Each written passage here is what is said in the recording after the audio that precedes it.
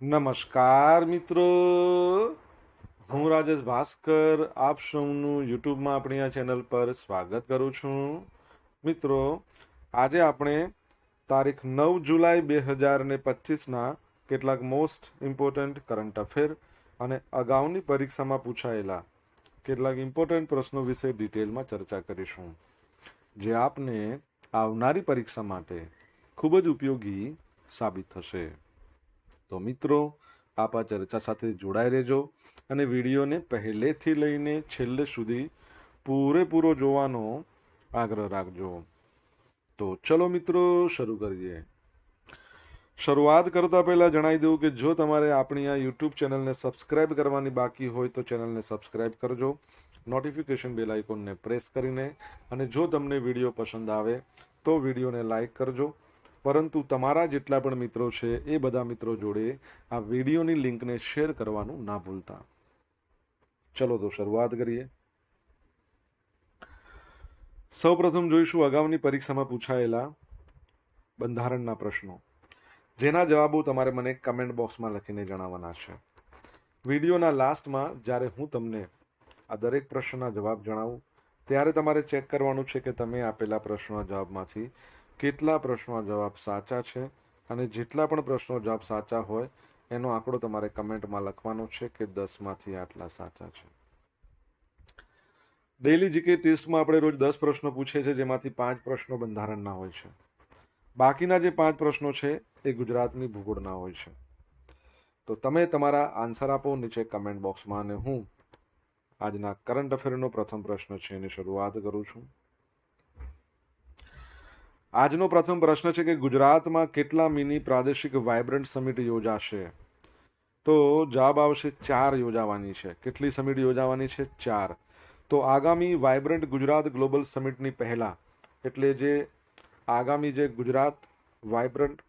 Gujarat global summit યોજાવાની છે એ 2027માં યોજાશે. એકચ્યુઅલી એ 2026માં યોજાવી જોઈએ, એની જગ્યાએ 27માં યોજાશે. એની પહેલા રાજ્ય સરકાર ઉત્તર ગુજરાત, સૌરાષ્ટ્ર, કચ્છ, દક્ષિણ ગુજરાત, મધ્ય ગુજરાત આ બધામાં 4 પ્રાદેશિક સમિટ 2025 અને 26માં યોજશે.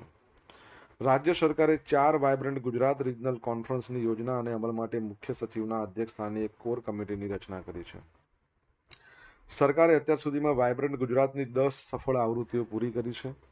તમને ખબર હશે કે 2025માં જે વાઇબ્રન્ટ ગુજરાત સમિટ યોજાઈ હતી, ઓકે, એની થીમ શું હતી? તો ગેટવે ટુ ધ ફ્યુચર. બરાબર છે. તો આ વાઇબ્રન્ટ ગુજરાત ગ્લોબલ સમિટ છે એના અમલ માટે મુખ્ય સચિવના અધ્યક્ષસ્થાને એક કોર કમિટીની રચના કરી છે. અત્યાર સુધીમાં 10 સફળ આવૃત્તિઓ પૂરી થઈ છે. હવે આ મોડલને પ્રાદેશિક સ્તરે છે ને એ કરવાની યોજના છે. તો ઉત્તર ગુજરાત વાઇબ્રન્ટ ગુજરાત આ જે સમિટ છે, બરાબર છે, એ સમિટ મહેસાણામાં 9 અને 10 ઓક્ટોબર 2025.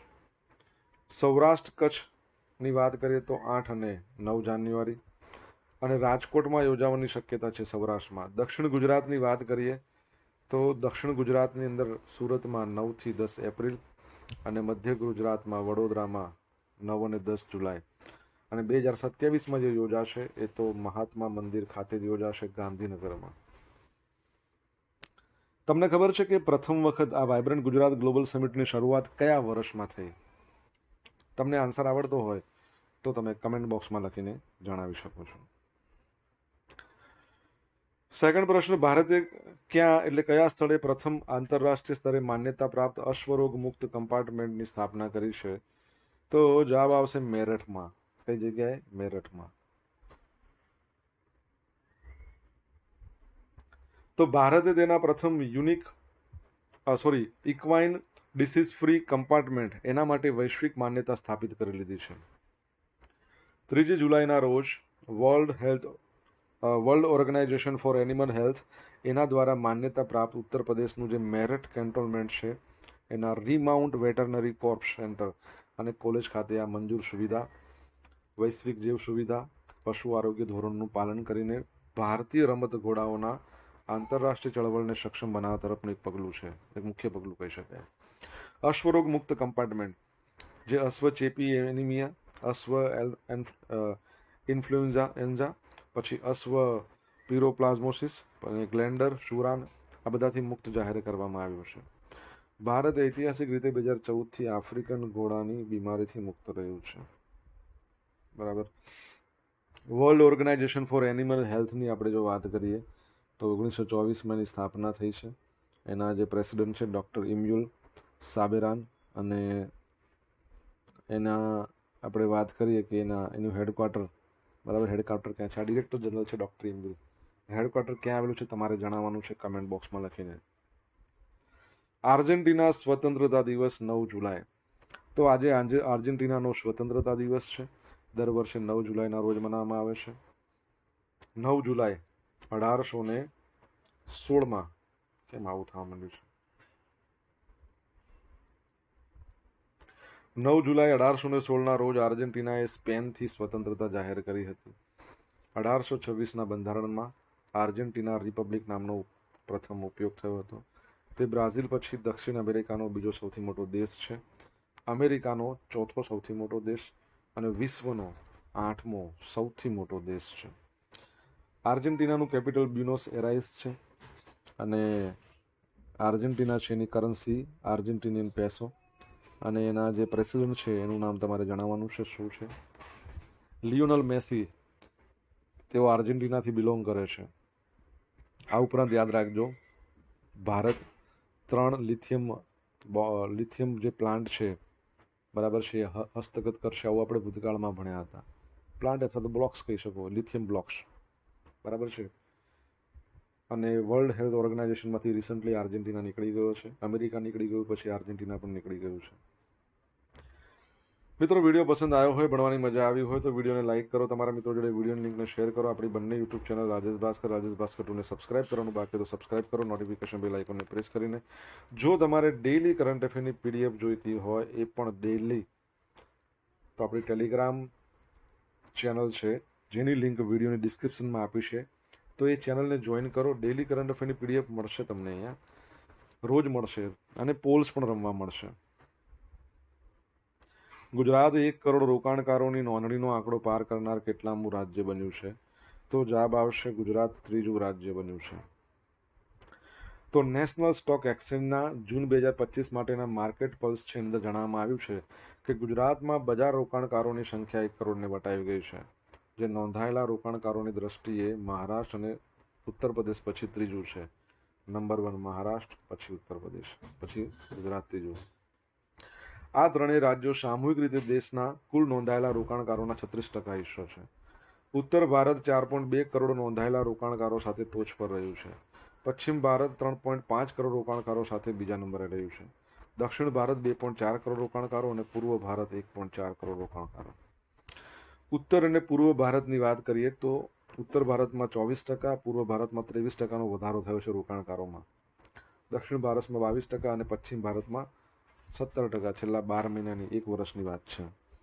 નેશનલ સ્ટોક એક્સચેન્જ 1992માં એની સ્થાપના મુંબઈમાં જ આવેલું છે. બોમ્બે સ્ટોક એક્સચેન્જ પણ મુંબઈમાં આવેલું છે, પણ બોમ્બે સ્ટોક એક્સચેન્જ એશિયાનું સૌથી જૂનામાં જૂનું સ્ટોક એક્સચેન્જ છે. 1875માં એની સ્થાપના થઈ, બરાબર છે. અને તમારા માટે પ્રશ્ન એ છે કે નેશનલ સ્ટોક એક્સચેન્જના એમડીનું નામ શું છે? કમેન્ટમાં લખો.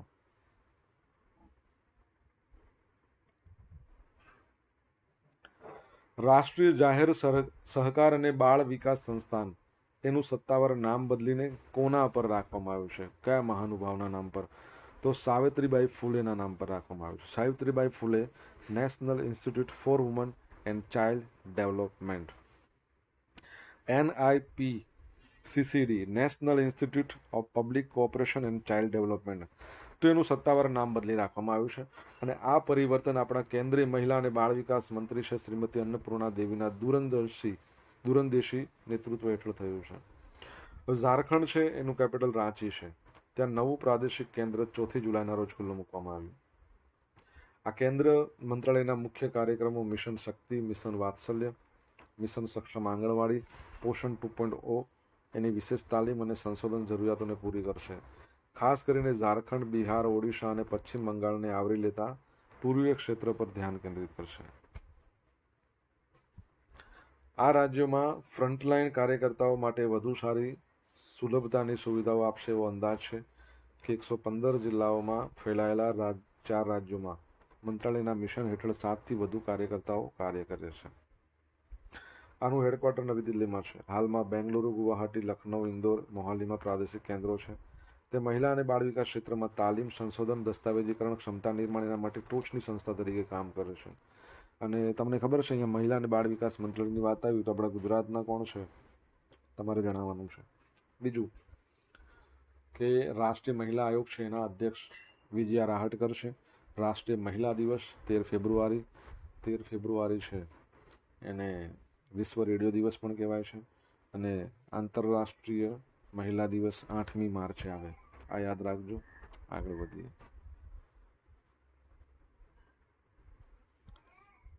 આઈસીસીના સીઈઓ પદે સંજોગ ગુપ્તાની નિમણૂક થઈ. ઇન્ટરનેશનલ ક્રિકેટ કાઉન્સિલ એના સીઈઓ પદે સંજોગ ગુપ્તાની નિમણૂક કરવામાં આવી છે. દિલ્હી યુનિવર્સિટીમાંથી બેચલર ઓફ આર્ટ્સ ઓનર્સની ડિગ્રી મેળવ્યા બાદ સંજોગ ગુપ્તા દિલ્હીમાં ધ ટ્રિબ્યુન સ્પોર્ટ્સ પત્રકાર તરીકેની કારકિર્દીની શરૂઆત કરી હતી. 2010માં તેમને સ્ટાર ઇન્ડિયાના આસિસ્ટન્ટ વાઇસ પ્રેસિડેન્ટ તરીકે જોડાયા. 2020માં ડિઝની એન્ડ સ્ટાર ઇન્ડિયાના સ્પોર્ટ્સના સીઈઓ બન્યા. વાયકોમ 18 અને ડિઝની સ્ટાર બાદ ગુપ્તા નવેમ્બર 2024માં જીઓ સ્ટારની અંદર સ્પોર્ટ્સ એન્ડ લાઈવ એક્સપિરિયન્સના સીઈઓ બન્યા. પ્રો કબડ્ડી લીગ અને ઇન્ડિયન સુપર લીગ એવી જે લોકલ બધી સ્પોર્ટ્સ લીગની સ્થાપનામાં એમણે ઘણું યોગદાન આપ્યું છે. આઈસીસીના સીઈઓ બન્યા છે.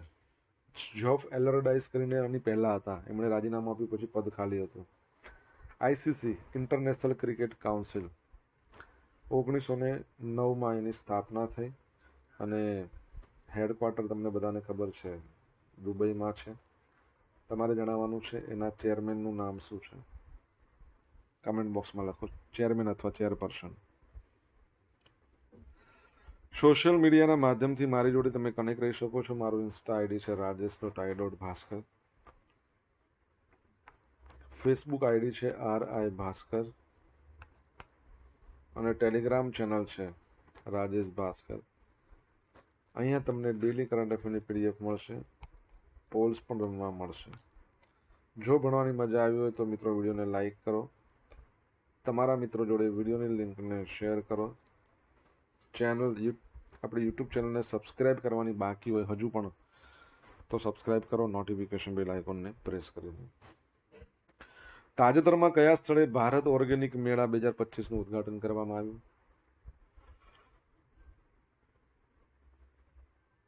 તો નવી દિલ્હીમાં.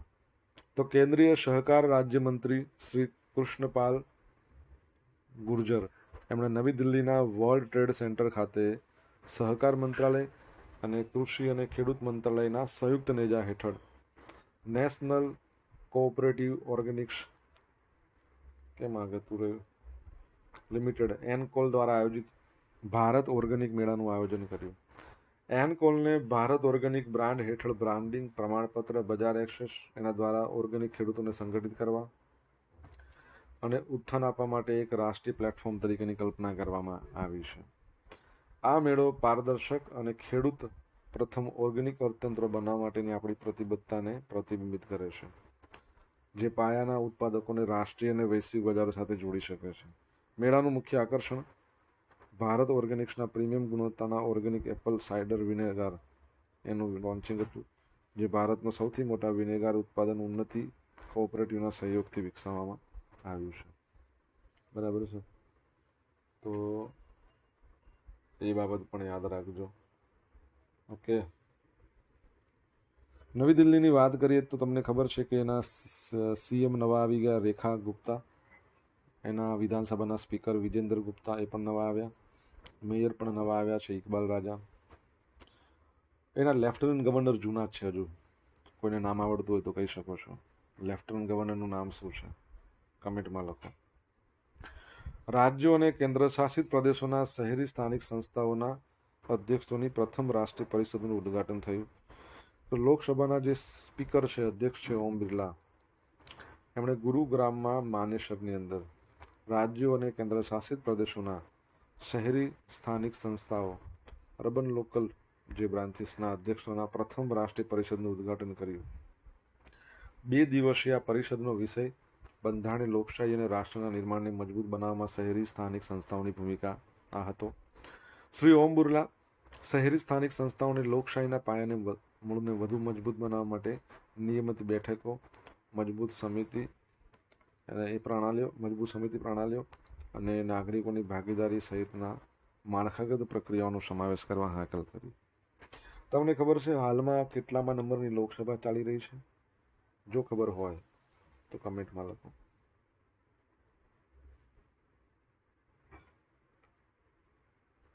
હવે મિત્રો જોઈશું અગાઉની પરીક્ષામાં પૂછાયેલા બંધારણના પ્રશ્નો. પહેલો પ્રશ્ન, માનવ અધિકાર માટે હાઈ કમિશનર ઓફિસની સ્થાપના ક્યારે કરવામાં આવી? 1993માં. રાષ્ટ્રીય માનવ અધિકાર આયોગના અધ્યક્ષ ખાલી જગ્યા જ હોવા જોઈએ? સુપ્રીમ કોર્ટના નિવૃત્ત જજ હોવા જોઈએ. રાજ્ય આયોગના અધ્યક્ષ તેમજ સભ્યોની નિમણૂક ન કરનારી સમિતિના અધ્યક્ષ કોણ હોય છે? સભ્યોની નિમણૂક કરનારી સમિતિના સભ્યો તો રાજ્યપાલ. બંધારણના કયા અનુચ્છેદમાં અનુસૂચિત જાતિ અને જનજાતિ માટે લોકસભામાં અનામત બેઠકોની જોગવાઈ છે? 330. યુનિવર્સલ ડિક્લેરેશન ઓફ હ્યુમન રાઇટ્સમાં કેટલા અનુચ્છેદ? બરાબર છે તો 30. ઓકે. હવે મિત્રો જોઈશું અગાઉની પરીક્ષામાં પૂછાયેલા ગુજરાતની ભૂગોળના પ્રશ્નો. પહેલો પ્રશ્ન, ભરતી દ્વારા ઉત્પાદન થવાની મહત્તમ ક્ષમતા કયા સ્થાન પર આવેલી છે? તો ખંભાતના અખાતમાં. ગુજરાત રાજ્યમાં વન્ય પ્રાણી અભયારણ્ય અને રાષ્ટ્રીય ઉદ્યાનો ગુજરાતના કુલ ભૌગોલિક વિસ્તારના કેટલા પ્રમાણમાં છે? તો 9.47. નીચેના પૈકી કયું બંદર દુનિયાનું વસ્ત્ર કહેવાતું હતું? ખંભાત. દેશમાં પ્રથમ રેલ યુનિવર્સિટીની કઈ જગ્યાએ શરૂઆત કરવામાં આવી? વડોદરા. ક્રિકેટ બોલ નીચેના પૈકી કયા ફળની જાત છે? ચીકુ. હવે મિત્રો જોઈશું ગઈકાલે પૂછેલા પ્રશ્નો જવાબ. પહેલો પ્રશ્ન, પ્રાથમિક શાળામાં કયો દિવસ નો બેગ ડે અથવા તો બેગલેસ ડે કહેવાય છે? તો શનિવાર. તાજેતરમાં કોણે બેંગલુરુમાં યોજાયેલ પ્રથમ NC ક્લાસિક 2025નું ટાઇટલ જીત્યું? તો નીરજ ચોપડા. હવે આજે પૂછેલા પ્રશ્નોના જવાબ જોઈએ. પહેલો પ્રશ્ન હતો, વાઇબ્રન્ટ ગુજરાત સમિટ એની શરૂઆત આપણા ગુજરાતમાં ક્યારથી થઈ? 2003માં. સેકન્ડ પ્રશ્ન, WOAH નું હેડક્વાર્ટર ક્યાં છે? પેરિસમાં.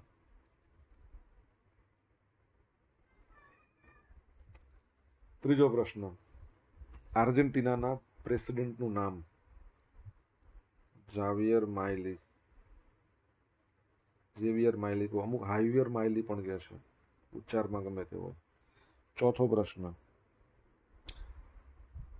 નેશનલ સ્ટોક એક્સચેન્જના CMD કોણ છે? આશિષ ચૌહાણ.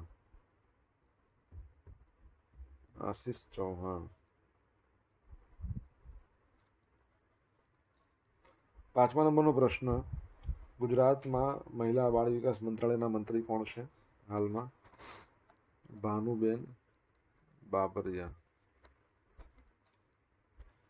છઠ્ઠો પ્રશ્ન,